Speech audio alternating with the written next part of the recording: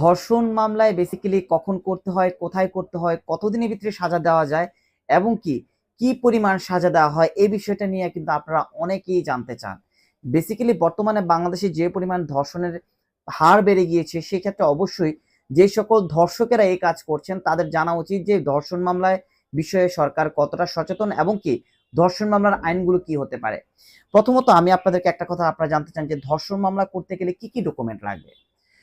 এই যে ধর্ষণ মামলা করতে যাবেন সেক্ষেত্রে কি ডকুমেন্ট লাগবে এটা ভেরি ইম্পর্টেন্ট, বিকজ কি ধর্ষণ মামলা করলেই হবে না। ধর্ষণ মামলার ক্ষেত্রে অবশ্যই আপনাকে প্রুফ করতে হবে যে আপনি ধর্ষণ হয়েছেন এবং ধর্ষক আপনাকে ধর্ষণ করেছে। সেই জন্য যে ডকুমেন্ট লাগবে সেই ডকুমেন্ট হলো যে আপনার সাথে তার শারীরিক সম্পর্ক যদি অ্যাডাল্ট হয়ে যান, শারীরিক সম্পর্ক যদি হয়, যে তারিখ হয়েছিল সেটা, এবং কি যদি কোনো ডকুমেন্ট থাকে সেই ডকুমেন্ট, এবং সে যে বিয়ের প্রলোভন দেখিয়ে করছে সেই ডকুমেন্ট, অথবা সে যদি জোর জবরদস্তি করে সেই ডকুমেন্ট। এখন বলতে পারেন যে জোর জবরদস্তি যদি করে সেই ডকুমেন্ট কিভাবে তৈরি করব। যদি জোর জবরদস্তি করে সেই ডকুমেন্ট তৈরি করবেন যখনই সে ধর্ষণ করবে তখন সাথে সাথে আপনি কিন্তু থানায় অভিযোগ করবেন এবং থানায় আপনাকে মেডিকেলে পাঠাবে। এই মেডিকেলের মাধ্যমে কিন্তু এই প্রুফটা হয়ে যাবে। সো আপনি ইজিলি কিন্তু ধর্ষণ মামলায় ধর্ষককে সাজা দিতে পারছেন।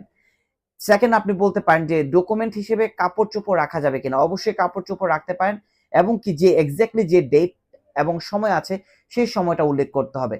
তবে কিন্তু ধর্ষণ মামলায় আপনি ভালো একটা রিলিফ পাবেন। অর্থাৎ ধর্ষণ মামলা করতে গেলে বেসিক্যালি প্রয়োজন আপনার তারিখ, ফুটেজ এবং কি আপনার শারীরিক যে প্রবলেমগুলো ছিল, যে কাপড় চোপড় বা অন্য যে ইনস্ট্রুমেন্টগুলো ছিল সেগুলো থাকলে কিন্তু আপনি ধর্ষণ মামলা করতে পারছেন।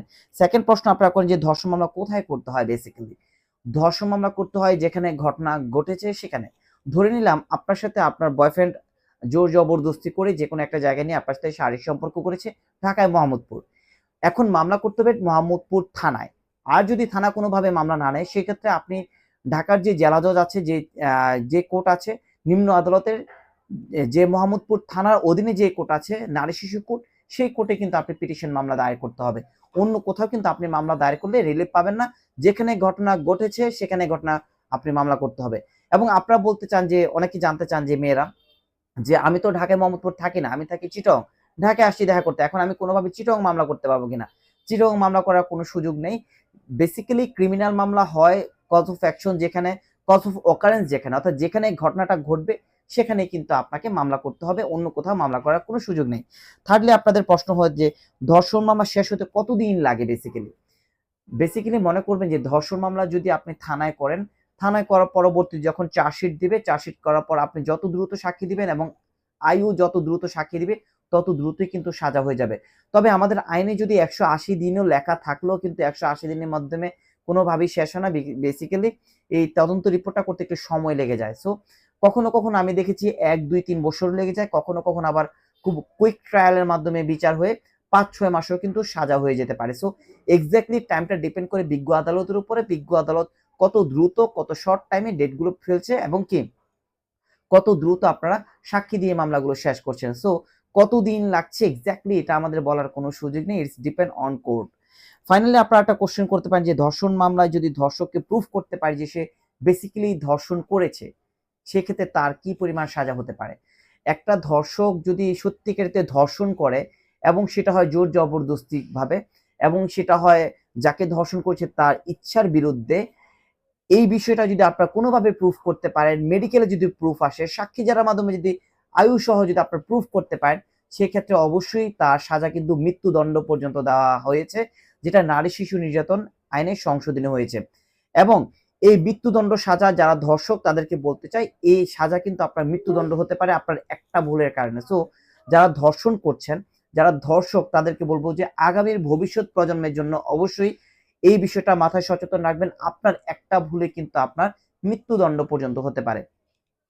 আর ধর্ষণ মামলার ক্ষেত্রে আরেকটা কথা বলতে চাই আপনাদেরকে, যদি কেউ শিশু ধর্ষণ করেন, অর্থাৎ 18 বছরের নিচে যদি কোনো শিশু ধর্ষণ করেন, সে নিজে কোনো মামলা করতে পারবে না, তার পরিবার মামলা করতে হবে। অর্থাৎ তার পরিবারের গার্ডিয়ান, মা অথবা বাবা অথবা ভাই অথবা বোন, যে কোনো একজন বাদী হয়ে মামলা করতে পারে, পিটিশন মামলা, অথবা থানায় কিন্তু মামলা করতে পারে। সো যারা ধর্ষণ করছেন বা ধর্ষণের সাথে যারা জড়িত আছেন, এমন না যে ধর্ষণ করছেন তার সাজা হবে, বরঞ্চ এই ধর্ষণের সাথে যারা যারা জড়িত আছেন, যারা মেন্টালি তাকে সাপোর্ট দিয়েছেন, যারা হেল্প করেছেন, সাপোজ অনেক সময় দেখি যে বাসা দিয়ে হেল্প করেন বা কোনো ইনস্ট্রুমেন্ট দিয়ে হেল্প করেন বা তাদেরকে সাহস যোগান, ইচ্ছা দিয়ে হেল্প করেন, এই ধরনের সহায়তাও যদি করেন, যে ব্যক্তির মৃত্যুদণ্ড হবে আপনি সহায়তা করার জন্য কিন্তু আপনারও ঠিক মৃত্যুদণ্ড হতে পারে। সো ধর্ষণকে না বলি, ধর্ষণের বিষয়ে কোনো ধরনের সচেতনতা তৈরি, সকল ধরনের সচেতনতা তৈরি করে যে ধর্ষণ করছে তার থেকে বিরত থাকে, তার থেকে দূরে থাকে এবং ধর্ষণ প্রতিরোধে আমরা সকলেই সোচ্চার হই। এরপরে যদি ধর্ষণের বিষয়ে কোনো কিছু জানার থাকে অবশ্যই আপনারা আমাদেরকে ইনফর্ম করতে পারেন।